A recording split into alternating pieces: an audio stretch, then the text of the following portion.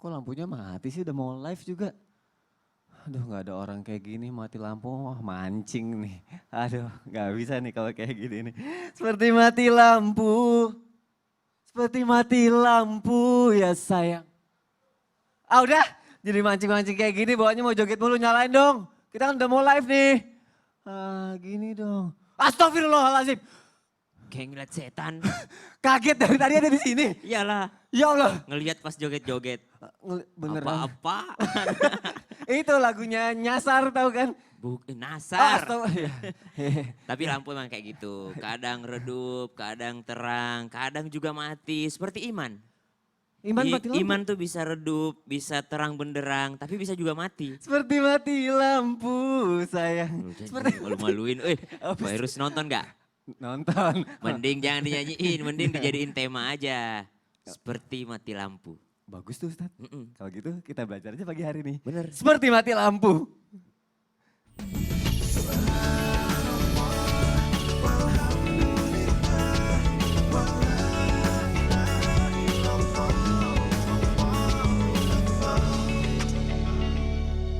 Assalamualaikum warahmatullahi wabarakatuh. Jamaah, oh jamaah. Alhamdulillah. Alhamdulillahirabbil alamin. Allahumma sholli ala sayyidina Muhammad wa ala ali sayyidina Muhammad. Alhamdulillah kita ketemu lagi di Islam itu indah, Masya Allah. Senang sekali jamaah pagi hari ini aku udah bersama guru aku Ustadz Ahmad Ridwan. Assalamualaikum. Waalaikumsalam Ustadz Maulana. Assalamualaikum. Ustadz Syam, Masya Ya Allah, Allah. udah ketemu tadi kan? Baru tadi ketemu seperti mati lampu ya sayang. Ya Allah, pagi hari ini kita akan membahas seperti mati lampu. Tadi kata Ustadz Syam udah disentil-sentil sedikit kalau iman itu seperti mati lampu. Bisa redup, bisa nyala, bisa juga mati. Nah ini nih yang harus kita pelajari pagi hari ini jamaah. Seperti mati lampu. Benar gak sih? Iman itu seperti mati lampu karena banyaknya ilmu yang tidak diamalkan. Ilmunya untuk diri sendiri aja. Emang benar seperti itu Ustadz Syam? Oh Masya Allah. Alhamdulillahi Rabbil Alamin. Wassalatu wassalamu ala ashrafil anbiya wal mursalin. Sayyidina Muhammadin wa ala alihi wa sahbihi ajma'in. Asbahna wa asbahal mulku lillahi Rabbil Alamin. Amma ba'd.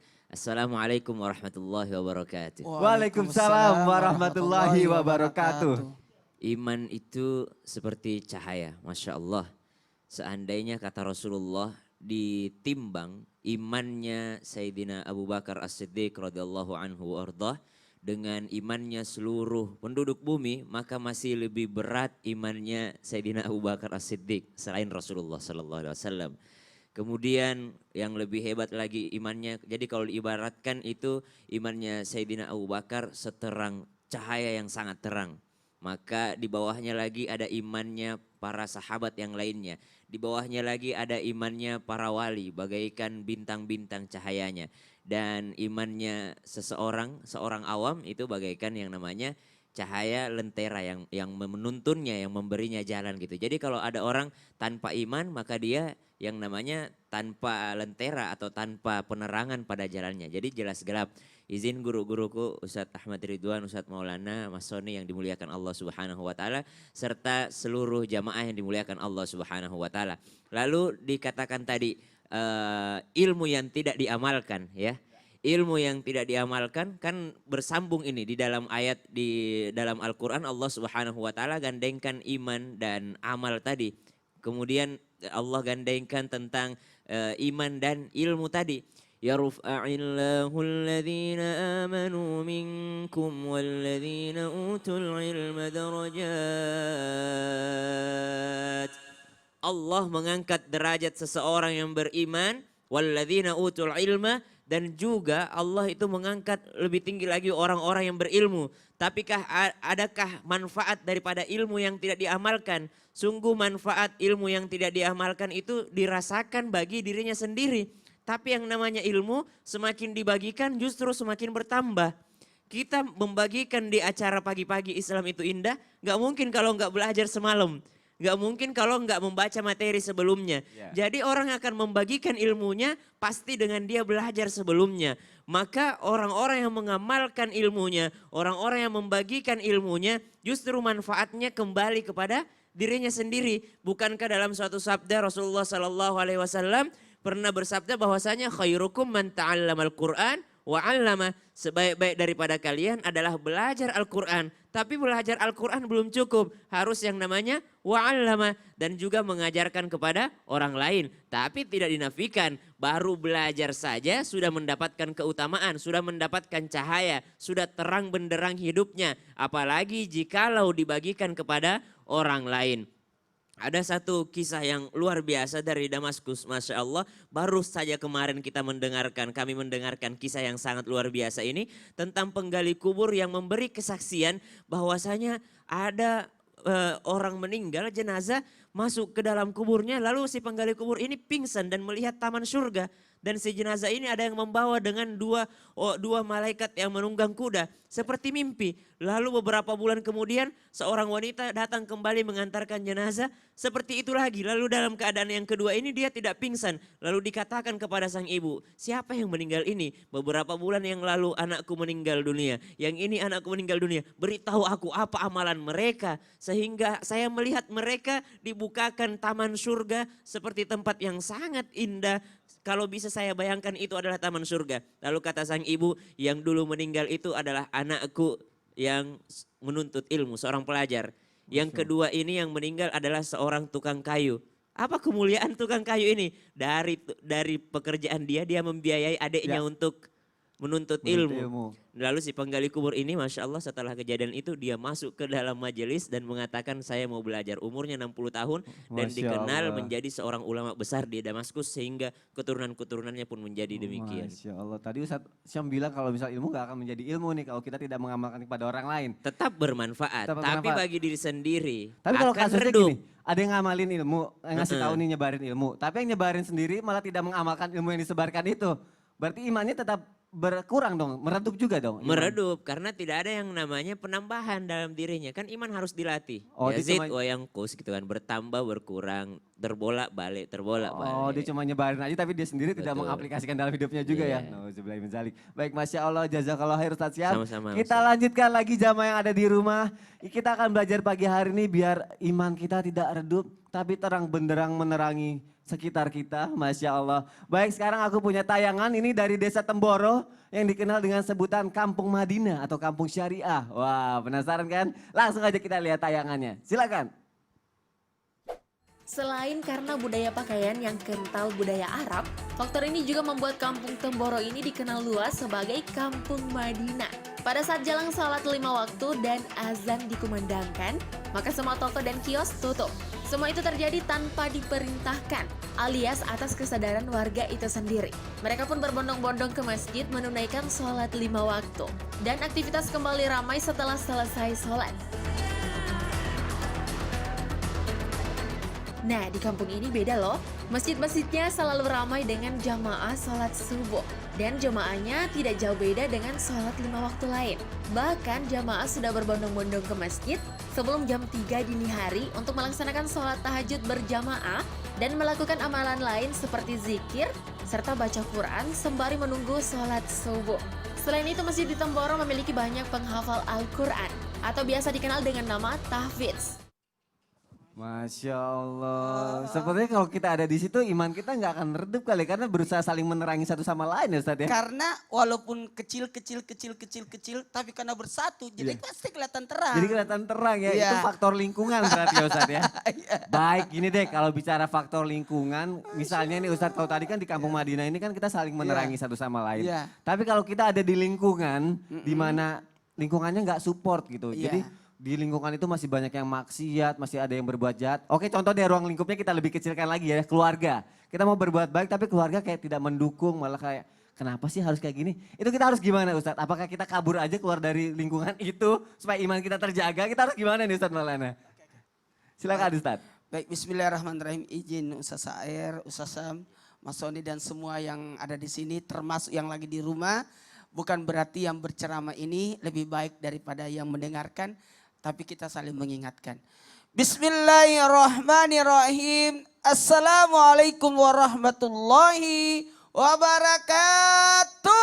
Waalaikumsalam warahmatullahi wabarakatuh. Jamaah. Yeay. Oh jamaah. Yeay. Alhamdulillah. Lillah. Alhamdulillahirrabbilalamin. Allahumma salli ala sayyidina Muhammad wa ala ali sayyidina Muhammad.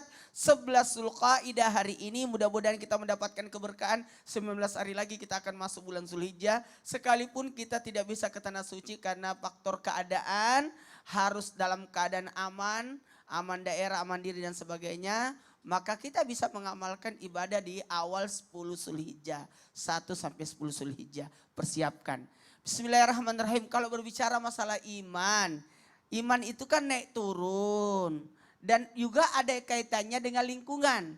Karena tadi kalau kita lihat tadi, Masya Allah kampung Madinah yang ada di Jawa Timur ini luar biasa. Karena mengajarkan buat kita untuk kalau kita berada di satu lingkungan yang baik pasti akan mempengaruhi.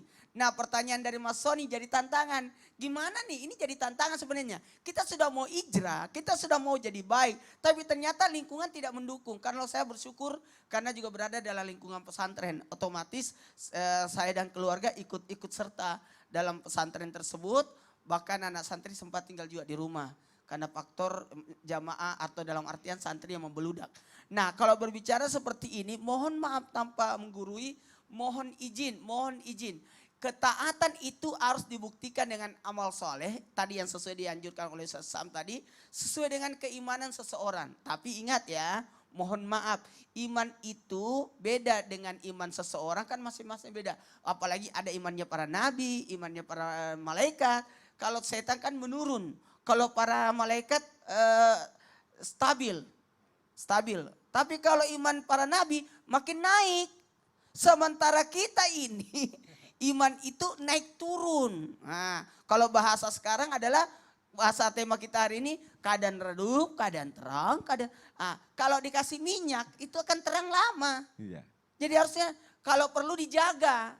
Coba misalkan ini adalah lampu lentera kita yang seandainya zaman dahulu memerlukan api dan sebagainya. Itu harus dijaga dari tiupan angin. Nah, sebenarnya mempengaruhi, sangat mempengaruhi. Makanya pembentukan iman itu dibutuhkan proses agar iman itu bisa dilandasi dengan apa? Keamalan dan sebagainya. Mohon maaf. Saya bersyukur ambil hikmah di balik pandemik ini.